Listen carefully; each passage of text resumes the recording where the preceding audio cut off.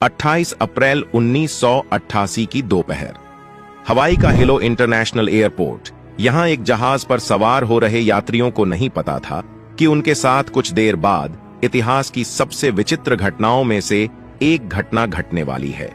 उन्हें क्या पता कि वे जिस हवाई जहाज में बैठ रहे हैं 24,000 फीट की ऊंचाई पर उसकी छत ही उड़ जाएगी और इतना होने के बाद भी वे जिंदा बचे रहेंगे। आज भी इस उड़ान के यात्री घटना को याद कर सिहर जाते हैं। अलोहा एयरलाइंस की इस फ्लाइट को हवाई की राजधानी होनोलुलु लैंड होना था। कहने को यह सिर्फ 35 मिनट की फ्लाइट थी, लेकिन जिंदगी और मौत के खेल ने इसे बहुत लंबा बना दिया था। दूरी कम होने के कारण यह फ्लाइट दिन में कई फेरी लगाती। उस रोज ये इसकी 7वीं फेरी थी। फ्लाइट की कमान कैप्टन रॉबर्ट स्कॉर्नस्थाइमर और फर्स्ट ऑफिसर मिमी टॉम्पकिंस के हाथ में थी। दोनों को 12,000 घंटे प्लेन उड़ाने का अनुभव था। कैप्टन ने फ्लाइट में सब कुछ चेक किया और उड़ान भरनी शुरू की। जब फ्लाइट अपने सफर की आधी दूरी तय कर चुकी थी, तब वह 24,000 फीट की ऊंचाई पर थी। फ्लाइट में कुल 95 लोग सवार थे। इसी दौरान 1:48 पर जब सभी यात्रियों को ड्रिंक सर्व की जा रही थी, तभी सबको अचानक एक जोर का झटका लगा। सामने जो नजारा था उसे देखकर सब दंग रह गए। प्लेन की बॉडी यानी फ्यूसलेज का एक हिस्सा हवा में उड़ गया था। प्लेन की पहली से छठी रो तक की छत और दीवारें गायब थीं। स्वाभाविक है कि इतनी ऊंचाई पर अगर प्लेन की छत ना हो तो लोग बाहर की ओर खींचने लगेंगे। लेकिन गनीमत यह रही उस समय सबने सीट बेल्ट बांधी हुई थी, क्योंकि सफर सिर्फ 35 मिनट का ही था। अगर सीट बेल्ट ना बांधे होते तो सभी हवा में उड़ जाते। हालांकि चुनौतियां अब भी बनी हुई थीं। सबसे बड़ी परेशानी थी ऑक्सीजन की कमी। प्लेन में ऑक्सीजन मास्क तो थे, लेकिन वे छत में लगे होते हैं और छत गायब थी। देखते ही देखते लोग घुटन महसूस करने लगे। दूसरी ओर जब लोगों ने पता किया कि क्या प्लेन का कॉकपिट बचा हुआ है, पाया कि कॉकपिट तो बचा है, लेकिन सिर्फ फ्लोर के एक टुकड़े से जुड़ा हुआ। उसका दरवाजा जाम हो चुका था। अब सवाल यह था कि क्या पायलट जिंदा है? अगर नहीं तो सबका मरना तय है। इसी दौरान एक फ्लाइट अटेंडेंट ने लोगों से पूछा कि क्या कोई प्लेन उड़ा सकता है। इस सवाल ने सबको बेचैन कर दिया, लेकिन फिर सबने देखा कि प्लेन नीचे जा रहा है, लेकिन गिर नहीं रहा। एक निश्चित गति से ऊंचाई कम हो रही थी, जिसका मतलब था कि पायलट जिंदा है।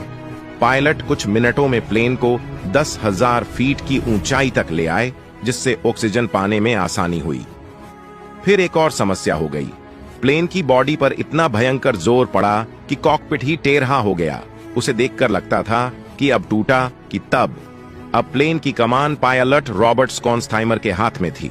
इसी दौरान को पायलट मिमी टॉम्पकिंस से नजदीकी एयर ट्रैफिक कंट्रोल से संपर्क किया, लेकिन बात नहीं बनी। नजदीकी एयरपोर्ट कोहुलुई था। एक अजीब समस्या यह थी कि ऊंचाई अधिक होने के कारण किसी को कुछ सुनाई नहीं दे रहा था, लेकिन किसी तरह एयरपोर्ट से संपर्क हो गया। वे समझ गए कि कोई बड़ी मुसीबत है। तत्काल रनवे को खाली किया गया। अब समस्या यह भी थी कि फ्लाइट का कॉकपिट टूटे होने के कारण उसे मोड़ा नहीं जा सकता था, और जिस जगह कोहुलुई एयरपोर्ट स्थित था वहां फ्लाइट को ले जाने के लिए 2 पहाड़ियों के बीच से गुजारना था। यह बिना फ्लाइट को मोड़े संभव नहीं था। रॉबर्ट ने सोचा प्लेन को पानी पर लैंड करा दिया जाए, लेकिन टूटे जहाज के कारण लोगों के पानी में डूबने का डर था। आखिरकार फ्लाइट को मोड़ने का फैसला लिया गया। किस्मत ने साथ दिया और फ्लाइट को सही सलामत मोड़ लिया गया।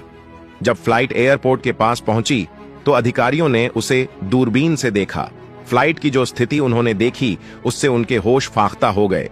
बिना छत का एक जहाज हवा में उड़ रहा था। अंदाजा लगाना मुश्किल था कि इस फ्लाइट में सवार लोगों का क्या हुआ होगा। आखिरकार पायलट ने विमान तेजी से रनवे की ओर बढ़ाया, लेकिन अभी मुसीबतों का सिलसिला खत्म नहीं हुआ था। अब फ्लाइट का लेफ्ट इंजन फेल हो गया था। पायलट के सामने कोई विकल्प नहीं था और फ्लाइट को रनवे पर उतारा गया। किसी तरह घिसटते हुए वह थम गया। हादसे में 7 लोगों को गंभीर चोटें आईं। लगभग 60 लोग घायल थे और सिर्फ एक मौत हुई थी। मरने वाली थीं फ्लाइट अटेंडेंट क्लाराबेल लांसिंग। उन्होंने सीट बेल्ट नहीं बांधी थी और अनुमान लगाया गया कि वह हवा में उड़ गई होंगी। घायलों को अस्पताल पहुंचाया गया। उन्हें खुद पर यकीन नहीं हो रहा था कि वह जिंदा हैं। इस मामले की उच्च स्तरीय जांच हुई, जिसमें अलोहा, बोइंग और सरकार तीनों को जिम्मेदार माना गया। बोइंग को पता था कि अलोहा की फ्लाइट जर्जर हो चुकी है, उनकी स्थिति उड़ान भरने लायक नहीं है। इसके बावजूद अलोहा कंपनी ने उनका मेंटेनेंस नहीं किया। कंपनी में कोई योग्य इंजीनियर भी नहीं था। एविएशन के इतिहास के इस अजीबोगरीब हादसे पर कई फिल्में और डॉक्यूमेंट्री बन चुकी हैं। अगर आपको यह जानकारी पसंद आई हो या कुछ नया सीखने को मिला हो, तो प्लीज इसे दूसरे सोशल मीडिया नेटवर्क पर शेयर जरूर करें।